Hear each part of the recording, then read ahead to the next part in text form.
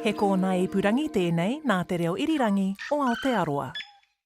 Now, as we heard in Mediawatch last weekend, Newshub's Jenna Lynch accused Winston Peters of conduct unbecoming a Deputy Prime Minister for his claims that the Public Interest Journalism Fund, launched by the former government, was an instrument of media bribery. Outlandishly and incorrectly claiming the government had, quote, bribed the media through the Public Interest Journalism Fund. You can't defend $55 million of bribery. Repeating for effect. No, you cannot defend $55 million of bribery. And that chimed with the views of the previous Minister of Broadcasting, Willie Jackson. But long before the election, Willie Jackson had confirmed that Labour wouldn't be repeating or renewing the fund if they won. Now, one big reason why would be the long, loud backlash from those who reckoned that the fund did skew news coverage, even though it didn't.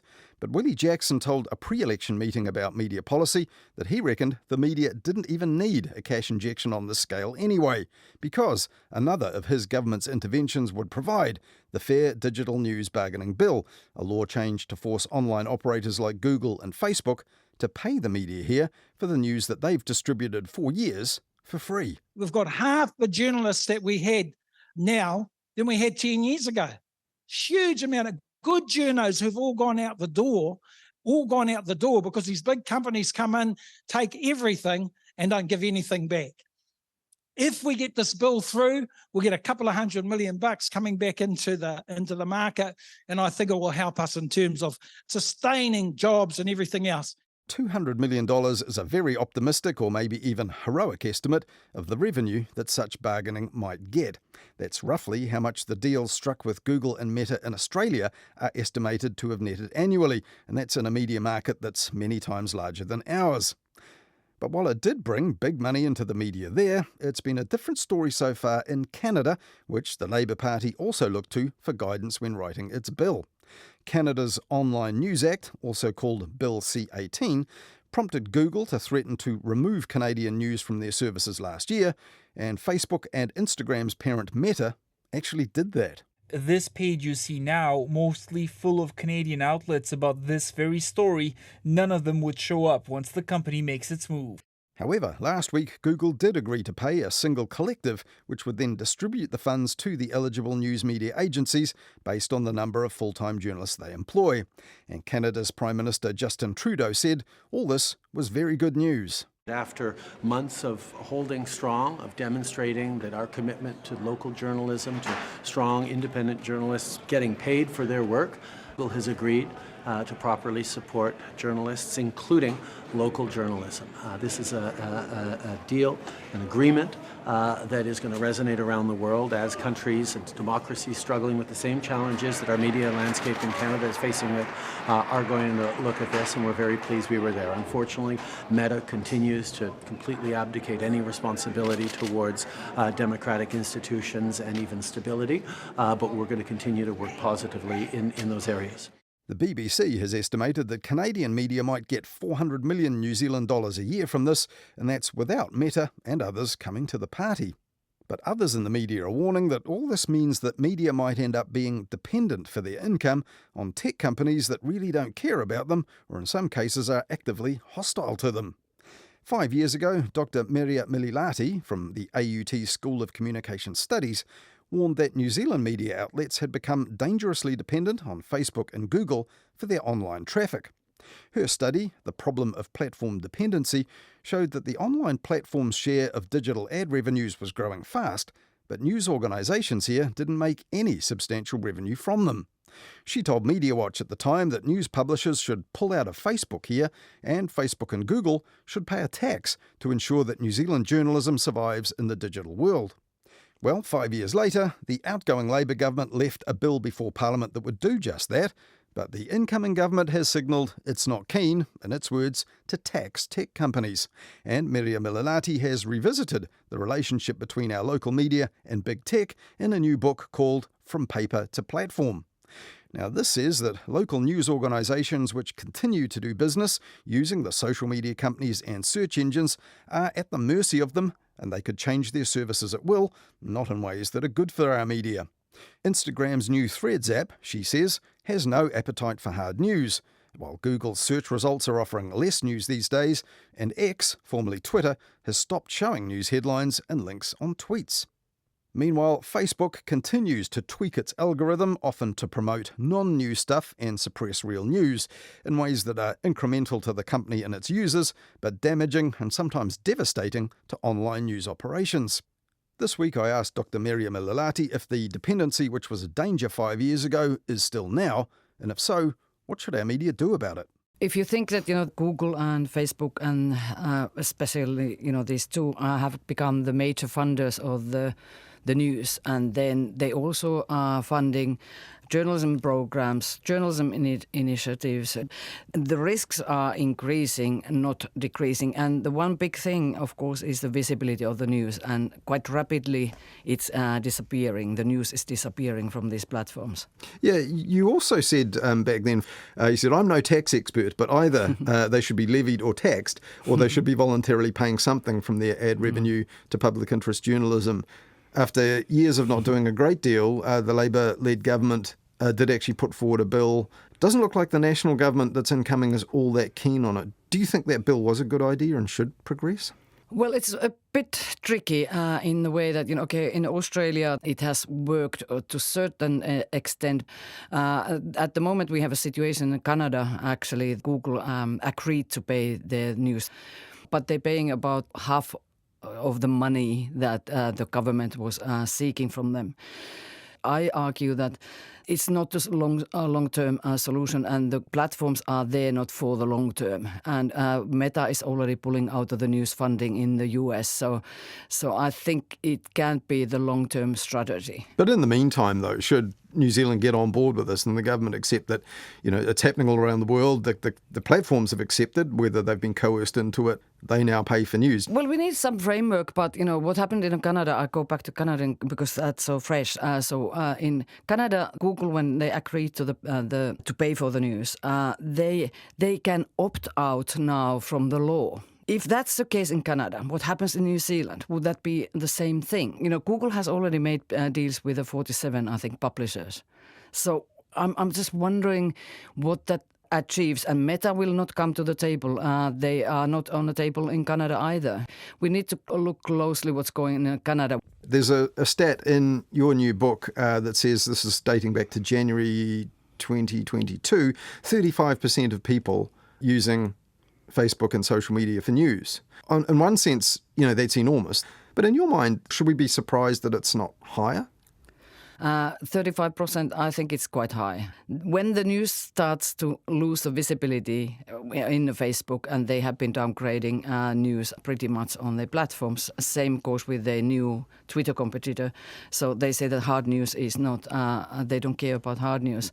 So the visibility of that verified, journalistically produced content is disappearing, and that worries me.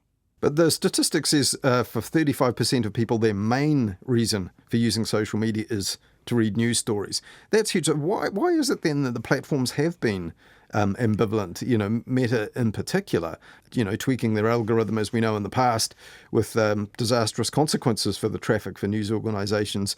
They put the content and prioritize the content which creates for more clicks for them and more advertisement for them. The platforms are there for the business. They are not for the news business, if you know what I mean. And 5 years ago, when you first wrote about New Zealand media organisations becoming dependent, a lot of the debate was about whether these companies should be considered to have editorial responsibilities. A line in your new book, From Paper to Platform, says Facebook has started to accept it is a publisher. Why have they come to accept that? If we just say that they are the postmen and they're just delivering this content and they are just distribution channels, you take away that responsibility of the content they publish. And as we know, there's still a lot of harmful content spreading on the platform. So we need to think them as the publishers. And if you look at the New Zealand law and legal definition for what is a publisher, Facebook, for example, fulfills 3 out of 4 of those things. So we need to think them as a publishers. But is the attitude changing within the company and perhaps within other platforms too? Have they started to realise over the years that it's not possible for them to hold this line of they're just the postman, not the publisher? Well, I think it's constantly being tested now. And, for example, in Australia, there were defamation cases. And, are they going to be responsible for the content which is published there? And in Australia, High Court has actually found Google was responsible for one defamation case. So no, the platforms don't accept that they are publishers because they don't want to take that responsibility of the content they publish. Yeah. Again, I think you were saying similar things 5 years ago. Our media companies here need to make sure they're not dependent on these platforms for either for revenue or for audience. But that's easier said than done, isn't it? I mean, we saw, say, when the push came to shove over something like the COVID crisis, government with a huge budget needs to get messages out. That was one of the major avenues for it. Facebook, social media, that's just where the people are. I mean, hard thing to say to media, plan for the future without these things, because at the moment, that's where people are spending their time. Yes, I know that, and it's to a certain extent it's true, but I don't believe that Google and Facebook will be paying for news for a long time. And if you think that what is the consequence of, for example, leaving the platform, think about stuff. For example, when they left Facebook and they said that we estimated that our traffic will drop about 20%, and then they said nothing happened. And NPR had a similar kind of experience at the U.S. public broadcaster. The traffic hardly had any impact. Stuff has also left recently, X, as you know. Let's see what happens with that. So they are already withdrawing. A lot of these news companies are already leaving the platforms. They have to have multiple revenue sources, and maybe the platforms have a role there, and maybe the government has a role there, but it has to be multiple sources. It can't be platform dependent, because we can see that they can destroy the business models of the news outlets. Just look what happened for the BuzzFeed and Vice. Where you say the platforms still resist this notion of having the responsibility of a publisher and prefer to be known just as the postman, the delivery mechanism. You use the term patrons. You say they're now patrons of journalism and news. I mean, partly that's because, they have initiatives, they do training, they offer free tools like data visualization and so on. But what should they do then to show genuine good faith if this dependency that you've outlined still exists and still is a risk for our news media? Well, first, perhaps they should stop downgrading the news in their services. So they should become like a socially responsible citizens, and promote that, verified content. Well, in a way they do that, though, don't they, through things like the Google News Showcase, for example. They deal with recognised news publishers, large and small, pay them some money for it. And that's, a place on Google, one platform, for example, where they have sourced, identified, trustworthy, reliable news and put it in a service for people to find. They have done, but I'm looking for ahead, and what is happening at the moment. For example, Google, when they tweaked recently the search functions in the UK, the visibility of the news outlets dropped like 30 to 40%. Every time they do something which suits their strategy, it can harm the news. And as the patrons, they also have that power to either, continue to support the journalism or withdraw that when they want to. So there's a power imbalance there. So for example, the Westport News, a little small local newspaper, it's been in print for more than 150 years. In fact, it's just celebrated that milestone. They shortly are going to introduce an app because they've put up their own online paywall, even for their, pretty small audience.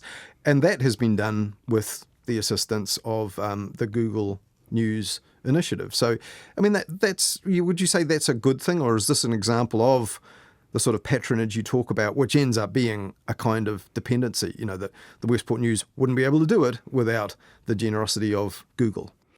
Some of the publishers I was interviewing for a book said that the Google has done more for them than any government or any other organization. So surely for some news organization, some good has been created, but in the long term, I argue that their revenue and the business models can't be dependent on that Google funding, like the Google payments. One of the major problems that media has with the platforms is the algorithm, the way it works, and the fact that it can promote or kind of bury their content There was a lot of paranoia perhaps about this even 5 years ago when you started raising the issue of platform dependency. Because it made the companies look secretive, because it was basically a trade secret how the algorithms worked. Is that something that we can expect to see in the future? That if they want to keep their privileged place in the market, they're going to have to reveal how those algorithms really work? Yeah, that's the ambition and that's the aim, of course, that we would know, and maybe they open up that a little bit more, but I'm not sure that because it's a competitive thing for them. Also remember that, what is going to muddle the picture is the AI and chatbots and, which is creating whole new kind of set of problems and challenges. I'm not terribly optimistic because the transparency is not the best feature. But in your book, you do outline some of the things that some of the biggest platforms, such as Facebook, have done to appear a little less opaque down the years. For example, they're publishing all their terms and conditions, but also things like an oversight board for Facebook, and they've had to front up, probably against their will, but to various, congressional inquiries in the US and parliamentary ones in the UK. So by and large, are they opening up a little more? And that is something to be welcomed? Perhaps, we know more about them than we did 5 years ago. I give you that. But on the other hand, the purpose of them is has always been the good PR and, also responding to the regulatory pressures. So I'm a little bit skeptical. Yes, we know a little bit more, and the editorial boards, etc., like Meta has established. We can see their decisions, how they are making their decisions. But remember that editorial board also means that they're closer to a publisher. And in the book, you do say, just finally, news businesses are now so integrated into platform services that it's difficult for news companies to differentiate themselves in the media ecosystem. Practically impossible for them to avoid Google, for example. But you say news sites can withdraw from social media platforms. They are counterbalancing this dependence, even circumventing it with new things such as podcasts and newsletters, which are their own, which they control. Is that something we should look for and maybe even encourage in our media companies? Yeah, I think look at that resilience and build that, together. I think that's what we need to see. That how do we make that resilience? What kind of support systems beyond the platforms they can build, and then of course those revenue models are critical. So yeah, people go and buy and subscribe to the news services. That was Dr Merja Myllylahti, the author of From Paper to Platform, How the Tech Giants Are Redefining News and Democracy, a newly published book by Bridget Williams Books.